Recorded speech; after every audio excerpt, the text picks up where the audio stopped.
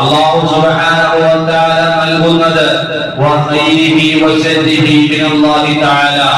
അല്ലാഹുവിൽ നിന്നും വരുന്നത് ഖൈറാണോ അതും ഞാൻ സ്വീകരിക്കാൻ തയ്യാറാണ്. അല്ലാഹു സുബ്ഹാനഹു വ തആലയിൽ നിന്നും വരുന്നത് ശർറാണോ അതും ഞാൻ സ്വീകരിക്കാൻ തയ്യാറാണ് എന്നാണ് ഒരു വിശ്വാസി ചിന്തിക്കേണ്ടത്. എന്നിടത്തേക്കാണ് സയ്യിദുനാ മുഹമ്മദുർ റസൂലുള്ളാഹി സ്വല്ലല്ലാഹു അലൈഹി വസല്ലം തങ്ങളിലേക്ക് നമുക്ക് എത്തിച്ചേരാൻ കഴിയുകയുള്ളൂ. വെറുതെ എന്ന് പറയുന്നത് കൊണ്ട് ഒരിക്കലും ഒരു മഹബത്താകുന്നില്ല. ഞാൻ ഹബീബായ തങ്ങളെ വല്ലാതെ മഹബത്ത് വെക്കുന്ന ഒരു വ്യക്തിയാണ് എന്ന് പറയുന്നെങ്കിൽ ആദ്യമായി നാം നിറവേറ്റേണ്ടത് 5 നേരത്തെ നമസ്കാരം കൃത്യസമയത്ത് നിസ്കരിക്കാൻ എനിക്ക് കഴിയുന്നുണ്ടോ എന്ന് ഞാനും നിങ്ങളും ചിന്തിക്കുമ്പോഴാണ് സയ്യിദുനാ മുഹമ്മദുർ റസൂലുള്ളാഹി സ്വല്ലല്ലാഹു അലൈഹി വസല്ലം തങ്ങൾ നമ്മുടെ ഹൃദയത്തിലേക്ക് വരുന്നത്.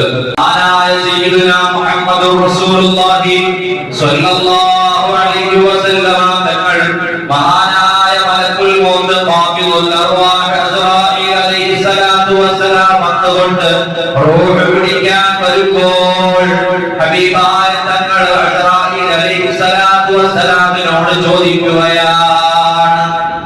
എന്താണ് ചോദിക്കുന്നത്? എന്റെ ഉമ്മത്തികൾക്ക് റൂഹ് പിടിക്കുന്നത് ഇതുപോലെയാണോ?